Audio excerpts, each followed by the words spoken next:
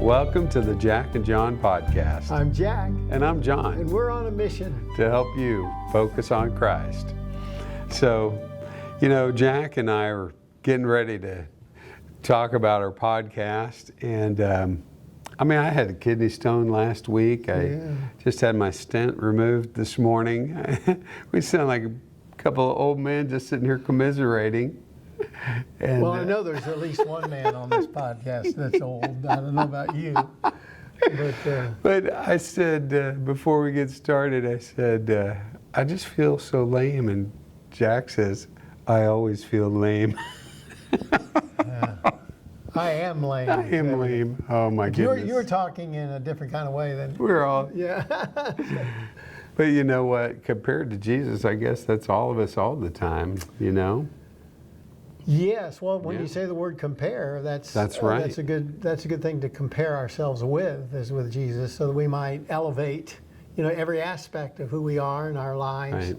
Right. And by the way, we were talking as we were walking in here about joy and having joy in spite of kidney stones and hip pain and everything else under the sun, by not comparing ourselves to others, Though sometimes, don't you think that comparing yourself to somebody that's unfortunately got it worse than you, I don't know if that makes you feel better, but it's like... I don't like to look at it that way, just from the standpoint that I don't want to make somebody else's problems bad. But I'm just thinking from the standpoint of, there but for the grace of God go I. There's a scripture just about,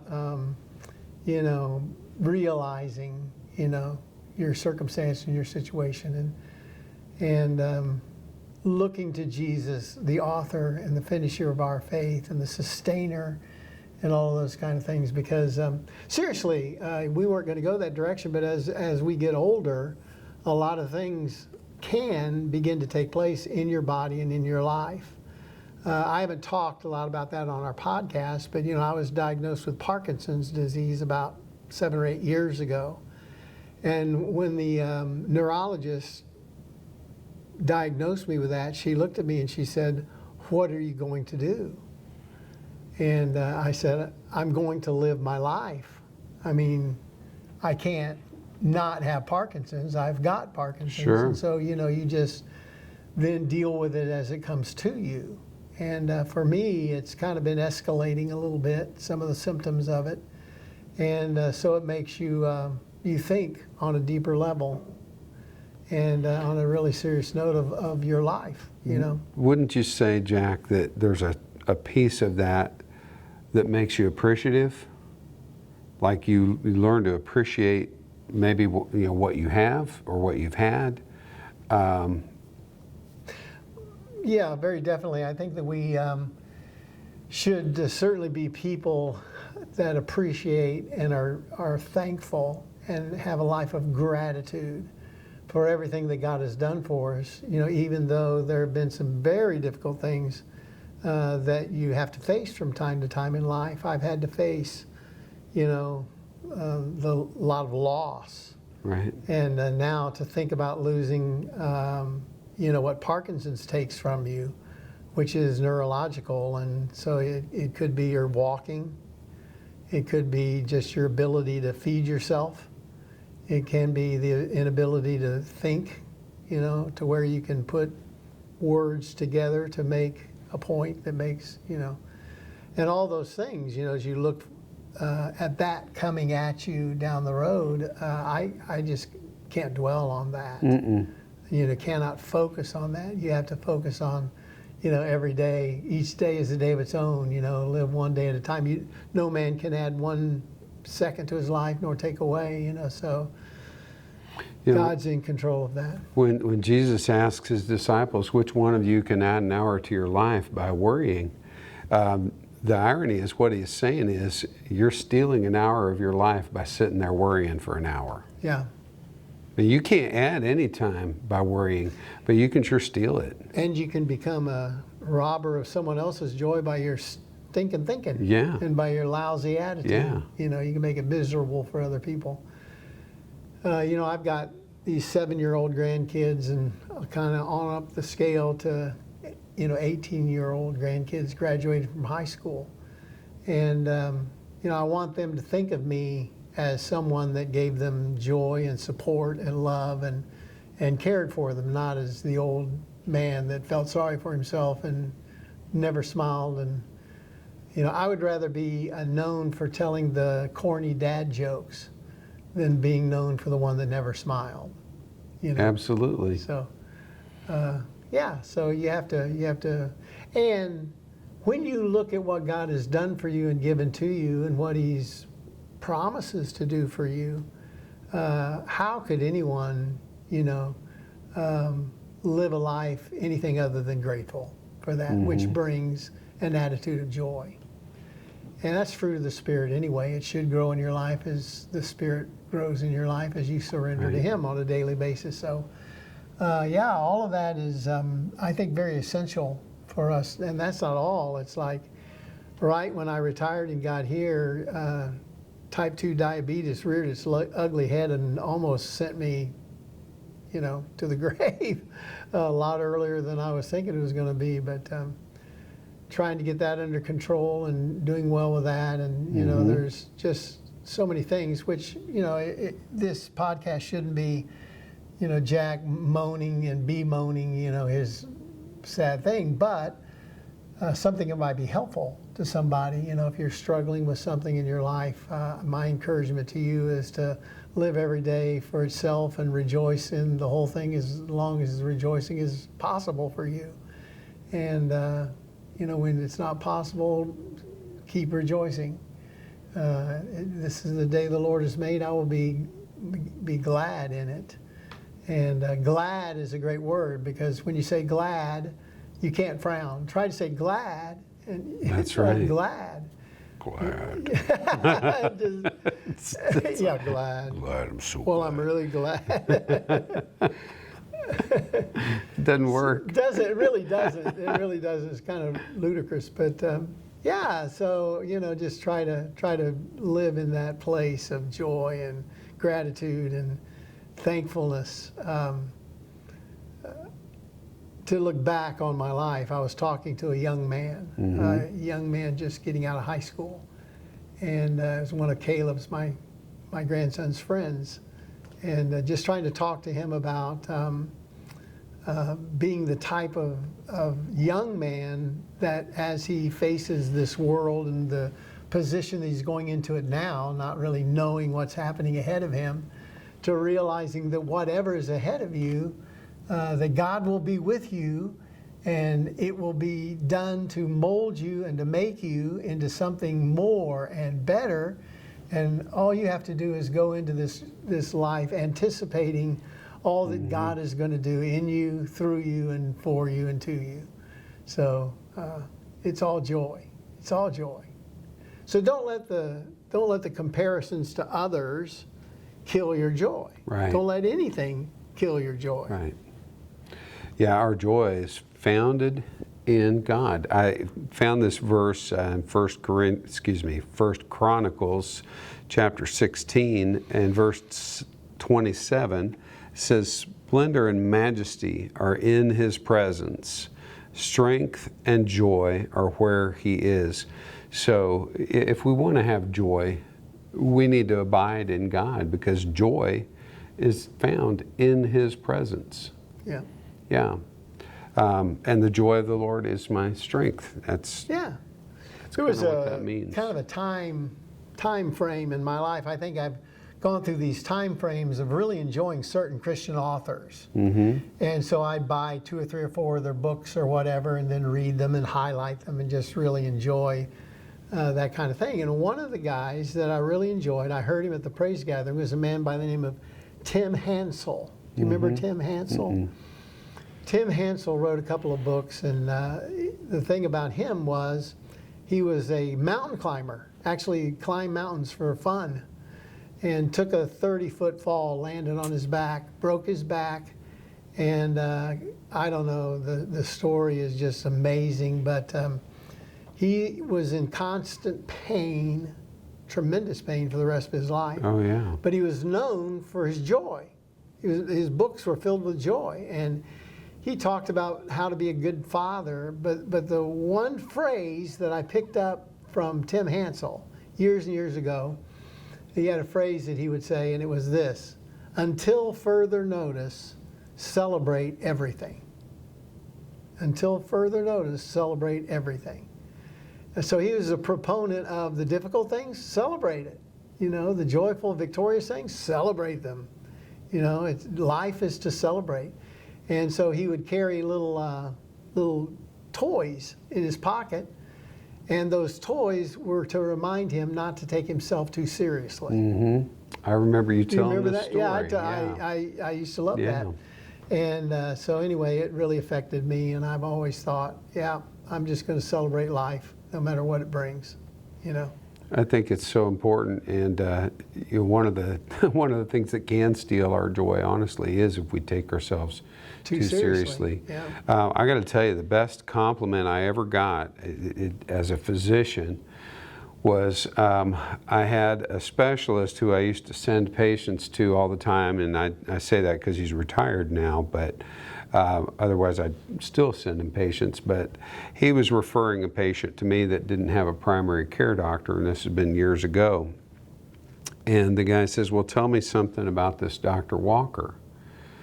And he says, well, Dr. Walker is a physician who doesn't take himself too seriously, but takes what he does very seriously. Sure. Absolutely. And the patient told me what the specialist had said, and I thought, you know, that's probably the best compliment I could ask for, because I don't want to take myself too seriously, but I do want to be very serious and intentional about what I do. And I think that spills over into everything. Just in the last week, you know, I was talking about this kidney stone, and one of the neat things about that kind of experience is, you know, I'm not used to being the patient, all right? I'm used to being the doctor. Are you a good patient? Well, I mean, I felt like I was a pretty good patient. You know, I wasn't like, you know, pushing the little call button all the time or being a little diva or anything, or, you know. So I was trying to be. You can never be a little diva. No, this is true. But I was trying to be a good patient. But you know, people ask you questions, you know, how are you doing and things like that. And one of the things that I caught myself saying is, you know, I'm really thankful that this is, you know, a kidney stone and not something, you know, permanent or something like more significant. Sure. Now, granted, the pain was bad. I got to tell you, it was far and away the worst pain I've ever had in my life. In fact, the insight I would take away from this is I've forgotten all other pain, okay? Any other pain that I've experienced in my life doesn't matter, okay? It just doesn't matter. You know, the nurse is apologizing while she's trying to start my IV, and then another nurse is trying to draw my blood on the other side, and I let out a little moan, and she says, "Oh, I'm sorry," and I'm like, "No, you're not doing anything." It's that like, I'm like, I don't even notice what you're doing, you know. But no, I was so thankful because I deal with patients all the time who don't have the luxury of having a temporary problem. Right. You know. Right. I mean, even the Parkinsonism, you know, and I'll be honest, Jack, as bad as that problem is, from my standpoint, the thing I really don't want is a chronic pain condition. Right. Because I have some patients that they can't escape that problem. Right. There are certain issues that they're there all the time. You can't escape it. So how do you tell that person to live in joy, who's in constant pain? It's hard, isn't it? You know what? The amazing thing is there are two kinds of people. We oversimplify all the time with this, but there really are two kinds of people when it comes to that kind of thing. Because there is the person who gets bitter, and there's the person who gets better. And I don't mean they get better in terms of, oh, my pain's gone away. No, it's about perspective. You know, I have one patient in particular, and I can't give details and such, obviously, but I will just tell you that her life has been a wreck since she was in a wreck, okay? She had one particular accident that changed everything for the rest of her life, okay? And this person is in constant, daily, chronic pain, okay? But she also lives with joy every day. And it's because of the perspective of being able to take what little positives there are and latch on to those. Mm-hmm. And she's still thankful that she's got her life. Mm-hmm. She's thankful that she's got her family. There are so many things to be thankful for. Yeah. I always go back to when my dad had his stroke, and the hardest thing about that for me was watching him be depressed. Right.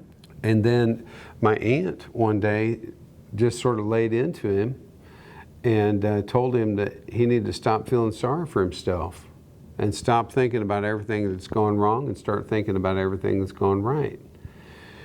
You know, I wish it was that easy for everybody, you know, but those were magic words for my dad because that worked. And from that day forward, his perspective on life was very different because he told me, he said, I said, Dad, what's different? Because he seemed happy. And he said, well, you know, when you've had a stroke, you got all kinds of time to just sit and think. And I've just been thinking and feeling sorry for myself all the time. He said, I just decided it's time to start thinking about everything that's gone right instead of everything that's gone wrong.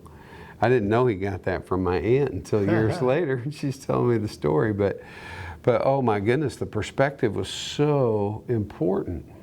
You know, it got me thinking when you said you got the biggest compliment. Yeah. You know, that you had from a doctor that, you know, just said that you were a good person, which is the way I interpret that. You're a good person, which makes you then a good doctor because you're going to certainly know the joy of life, but you're also going to know the seriousness of what you're doing, you know, as far as in a patient's life. But for me, one of the best compliments I ever got or I ever get from time to time. You sure smell nice. Yeah, well, whatever. Sorry, Jack. But anyway, when they've known me for a few weeks or whatever in a situation outside of the church. Yeah. Right. And then they realize somebody tells them, oh, he's a minister, he's a pastor, and they go, when they see me again, I would never think that you're a pastor. And of course, I play it off at first. They go, well, thank you very much. What do you think I am? You know, I say, no. They'll say, that's funny. No, it's because you don't remind me of a pastor. I say, well, what do you think a pastor is? And of course, they'll always describe the somber, serious, never laughing, you know, kind of acting perfect. Yeah, acting perfect, kind of head in the clouds type of guy, which probably is a wrong characterization of most pastors, but nevertheless, I never gave off that air. I don't think in my life did I ever give off that. Well, Jack, you remember... I remember the first time I met you and Amy. First time you met Amy anyway. But yeah, we were, of all things, it was at the North American Christian Convention in St. Louis. And it was late at night after the main session. Yeah. And, you know, St. Louis... there's not a whole lot downtown, and then this was before, you know, Cardinals Nation went all crazy and stuff, and so there was like one bar that was downtown that was still open, but they had shut down the restaurant part, so you could get appetizers or pizza or whatever, and so of course that's the place we found, and we go in there, and everybody that's in there is from the North American Christian Convention. Right. And so we go into this little back room, and we've got this table, and J.D. Miller's with us, and we're sitting there. And of course, my wife just knew Jack as J.D.'s friend, that they used to tour together, and Jack was just this fun guy. And I remember she asked you at one point, you know, when things had sort of settled in the conversation for a minute, she says, so Jack, what is it that you do? And your face went from, you know, just smiling and telling jokes to you got that little bit of a serious look, and you said, well, I'm a minister of the gospel. I probably played that. And my wife just started cracking up. No, really, what do you do? And that, I think you were in Dodge City back then, right? Yeah. First located church. So, yeah, but no, I think that's a great compliment. I think that's a great compliment. You know, you mentioned the thing about being a good person. I will tell you, I think what makes somebody a good person is realizing that they're not. They're not a good person. Yeah, that's good. Because, you know, Good insight there, John. yeah, our goodness doesn't come from anything we do. No. Nothing we do. One of the things that Jack mentioned when we were talking about, you know, what we were going to talk about is how some Christians have some regrets later on. Oh, I wish I'd done this. I wish I'd done that. I wish I'd been better at this. I wish I'd been more involved in that. Now, here's the reality. You can always have that kind of stuff because we are never good enough. But the reality is, it doesn't matter. Doesn't matter because Jesus, the whole point is Him saying, guys, I'm more than good enough. Yeah. I am more than good enough. My dad was known as Smiling Ed Easton. Mm-hmm. They put the smiling on it because he always had a smile on his face. Oh, yeah. Now, he was a World War II vet. And I think that he suffered greatly in that war. I don't know what happened to him because he would never talk about it. If I would ever ask him anything, or if anyone would ever ask him anything about World War II, he would say, oh, it was a vacation, which it was just the opposite of that. Sure. You know? But he would say, oh, it was just like being on vacation. That's what he would say. Well, in later years, when Mom had passed and he was probably a year from going home, I pressured him, I pushed him, pressed him. And I said, Dad, I really want to know some things that you experienced in World War II. And he got kind of a serious look on his face, a smile left his face. And he kind of looked at me for just a moment, and you know what he said? He just said, you know, Jack, it just wasn't that fun. And that was it. That's all I got. First it was a vacation. In the end, it wasn't that much fun. But, you know, he stepped up for his country and for his fellow man, and he served. And I think he paid the price. You know, a lot of those guys, they kind of went into themselves emotionally. So it was difficult for my dad to hug me or say, I love you. He didn't do that a whole lot. But I would say that my dad was a good man. He was a good man in the sense that he helped others. He gave to others. He lived his life for others. He loved God. Studied the Word of God every morning for at least an hour all of his life, even to the very, very end that he could. And he just, you know, he just was faithful man. But he never met those emotional needs maybe that I had, but in just seeing him live out his faith, that he did. So grateful to have Dad. He brought a lot of joy to my life. As a matter of fact, somebody down in that little city of Largo, Florida, called me Smiling Jack Easton one day, and I went, Really? Yeah. And it was an old friend of my mom's, and I went, that's the best compliment I've had for a long, long time, because what you're saying to me is... He sees your dad. Sees my dad. Yeah, he sees your dad in you. Yeah. That's beautiful. So that was a good thing. Jack, I think that leaves us in a great spot right there because, you know, when people see you or when they see me, I hope that they can see our Father. Yeah. You know? Yeah. I think it's We the Kingdom that has a song. It's either them or Cain, I can't remember, but there's a song about you're seeing my Father in me. You know, any good that you see in my life, you're seeing my Father in me. And I hope that people can say that of all of us. Yeah, I was thankful that at about 8 years old, we started going to church. And all of a sudden, I'm 8 years old. I don't remember a whole lot back when I was 8 years old, but I remember we started becoming a church family. And we went to church. I mean, to tell you, when we got to the little Christian church in Largo, Florida, Dad was an elder. He was a Sunday school teacher. He was a youth sponsor. He sang in the choir.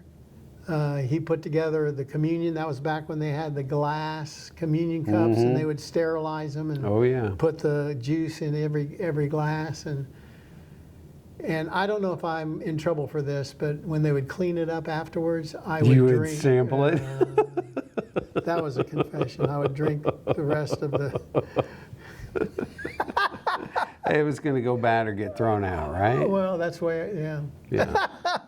That's great. So anyway, that's confession. But anyway, yeah, that's what I remembered Yeah. of them. And not to bloviate on here, but when they were asked by the preacher of a large church, who wants to go to this little church, African American church is being started in this section of town, and go and be faithful members and tithe to this church to help it get off the ground. My elderly mom and dad raised their hand and went to this church and loved those people with all their hearts. They were their family, and it was wonderful to go home and visit mom and dad. And over the weekend, we would always go to that little African American church there in Largo, Florida. And it was good heritage that they were passing on. Very good. Yeah. Well, guys, thanks for joining us. We hope that you can find joy in the Lord. I know you can. Just embrace Him and stay in His presence. Don't let comparisons be negative or get in the way, but only think of the comparisons that are going to help build you up in your joy and in your faith. Thanks for joining us. We'll see you next time. The joy of the Lord is my strength. Right.